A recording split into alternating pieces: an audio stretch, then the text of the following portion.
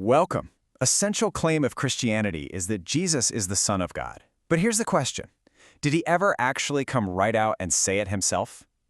Today, we're going to follow a chain of evidence, step by step, right from the source texts, to see if we can find an answer. You know, the answer might not be as direct as you'd think. It seems to be kind of hidden in a title Jesus used for himself constantly. So let's follow the breadcrumbs. And it's really important to know, this is just one line of reasoning. There are many others for sure, but this one is like a fascinating logical puzzle that connects some really crucial dots. So, here's our roadmap for today. We'll start with an ancient prophecy, then we'll see how Jesus used a very specific title from it, find the key verse that links it all to God, and then we'll put all the pieces together. Okay, so to really get what Jesus was claiming, we have to go back in time. We have to ask, what did this mysterious title, Son of Man, actually mean to the people who first heard it? You see, Son of Man wasn't just another way of saying human being. To his audience, this was a loaded term. It pointed to a specific prophesied identity tied directly to divine power and an eternal kingship. I mean, the original prophecy is crystal clear. This is not just a man. This is a figure who comes from heaven, who receives worship, and who is given an eternal kingdom. This context, this is the key to everything that follows.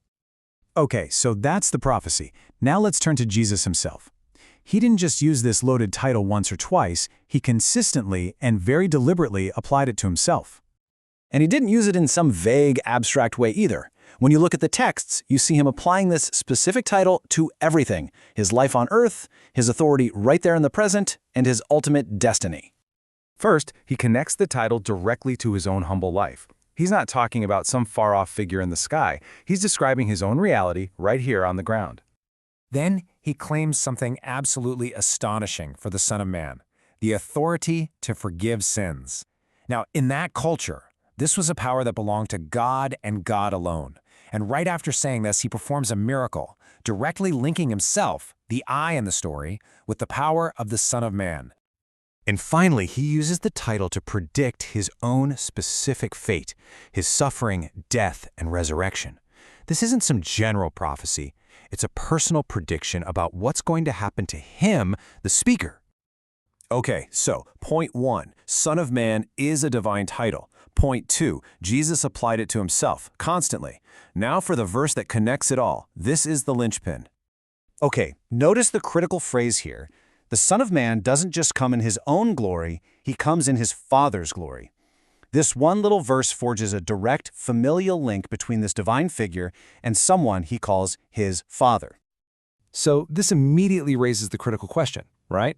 If the Son of Man has a father, the next logical step is to figure out who that father is.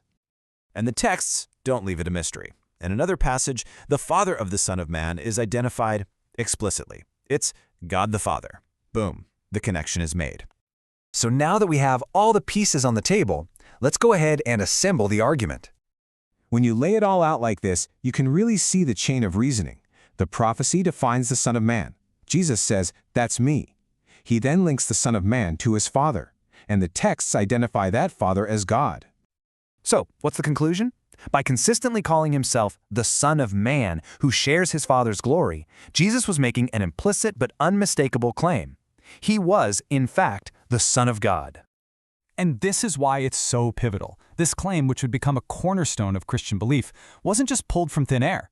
It was carefully built on a foundation of prophecy and consistent self-identification, and it changed religious history forever. So the evidence suggests the claim was definitely made, but the bigger question might be, why make it this way? Why use a title and a chain of logic instead of just saying the words directly? We'll leave you with that thought. Thanks for joining us.